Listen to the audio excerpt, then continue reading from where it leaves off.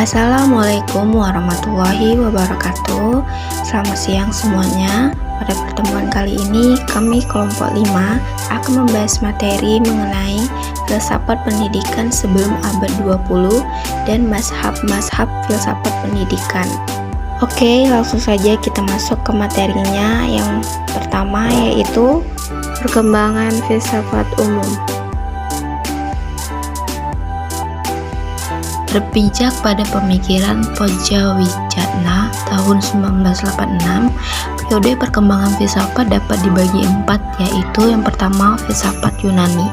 Filsafat Yunani sebagai filsafat tertua mulai ada sejak munculnya Thales sebagai bapak filsafat yang mengatakan bahwa inti sari alam adalah air. Yang kedua filsafat Hindu sejak abad 10 SM. Perkembangan filsafat Hindu bersejalan dengan perkembangan filsafat Yunani. Bahkan ada ahli yang mengatakan adanya kesamaan konsep mitologi Hindu dengan Yunani. Yang ketiga, filsafat Islam. Filsafat Islam sebenarnya berakar pada filsafat Yunani, yaitu ketika seorang penerjemah berkebangsaan Yunani yang bernama Hunain pindah ke Irak dan bekerja di istana khalifah dari Daulat Abbasiyah. Yang keempat, filsafat Eropa. Filsafat Eropa adalah filsafat modern yang berkembang sejak munculnya keinginan untuk menjadikan alam pemikiran klasik sebagai pedoman bagi perkembangan ilmu pengetahuan dan kebudayaan yang terkenal dengan istilah Renaissance. Materi yang kedua yaitu perkembangan filsafat pendidikan. Pengertian filsafat pendidikan. Filsafat pendidikan adalah pelaksanaan pandangan falsafah dan kaidah falsafah dalam bidang pendidikan yang mencerminkan satu segi dari segi pelaksanaan falsafah umum dan menitik beratkan kepada pelaksanaan prinsip-prinsip kepercayaan yang menjadi dasar falafi umum dalam menyelesaikan masalah-masalah pendidikan secara praktis. Selanjutnya yaitu tinjauan pemikiran permulaan filsafat pendidikan. Menurut Arbi tahun 1988, pemikiran permulaan filsafat pendidikan berkembang dalam tingkat humanisme relativistik, humanisme ilmiah, dan humanisme literal. Humanisme relativistik memandang kebenaran tak dapat dicapai. Akhirnya penampakan kebenaran dapat berlaku sebagai kebenaran itu sendiri. Opini harus didukung oleh argumentasi yang lebih baik. Humanisme ilmiah memandang pengetahuan mungkin bukan kebajikan, tetapi pengetahuan adalah suatu fondasi yang esensial untuk tingkah laku etis. Sedangkan humanisme literal memandang pendidikan dapat menjadikan orang-orang yang berkebajikan secara alamiah lebih efektif dan memproduksi orator yang sempurna, seseorang yang baik yang terampil berbicara. Materi yang terakhir yaitu mazhab-mazhab filsafat pendidikan. Mazhab-mazhab filsafat pendidikan ada 9, yaitu yang pertama, filsafat pendidikan idealisme.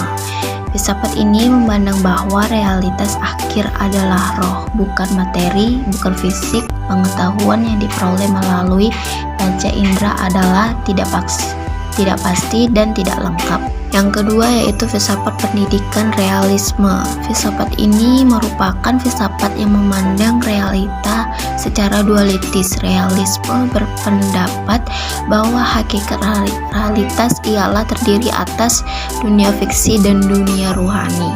Yang ketiga, filsafat pendidikan materialisme. Filsafat ini berpandang bahwa hakikat realisme adalah materi, bukan rohani, spiritual, atau supernatural. Yang keempat, filsafat pendidikan pragmatisme. Filsafat ini dipandang sebagai filsafat Amerika asli, namun sebenarnya berpangkal pada filsafat empirisme Inggris yang berpendapat bahwa manusia dapat mengetahui apa yang manusia alami. Yang kelima yaitu filsafat pendidikan eksistensialisme. Filsafat ini memfokuskan pada pengalaman-pengalaman individu secara umum. Eksistensialisme menekankan pilihan kreatif, subjektivitas, pengalaman manusia, dan tindakan konkret dari keberadaan manusia atas setiap skema rasional untuk hakikat manusia atau realitas. Yang keenam yaitu filsafat pendidikan progresivisme. Filsafat ini bukan merupakan bangunan filsafat atau aliran filsafat yang berdiri sendiri, melainkan merupakan suatu gerakan dan perkumpulan yang didirikan pada tahun 1918. Yang ketujuh, filsafat pendidikan esensialisme. Filsafat ini adalah suatu filsafat pendidikan konservatif yang pada mulanya dirumuskan sebagai suatu kritik pada tren-tren progresif di sekolah-sekolah. Yang ke-8, filsafat pendidikan perennialisme. Filsafat ini merupakan suatu aliran dalam pendidikan yang lahir pada abad ke-20. Perennialisme lahir sebagai suatu reaksi terhadap pendidikan progresif. Mereka menentang pandangan progresivisme yang menekankan perubahan dan sesuatu yang baru. Yang terakhir yaitu filsafat pendidikan rekonstruksionisme. Filsafat ini merupakan kelanjutan dari gerakan progresivisme. Gerakan ini lahir didasarkan atas suatu anggapan bahwa kaum progresif hanya memikirkan dan melibatkan diri dengan masalah-masalah masyarakat yang ada sekarang. Baiklah, itu tadi materi yang ingin kami sampaikan pada pertemuan kali ini. Terima kasih atas waktu dan perhatian kalian semua. Semoga materi ini bisa bermanfaat bagi kalian semua ke depannya. Kami akhiri, wassalamualaikum warahmatullahi wabarakatuh.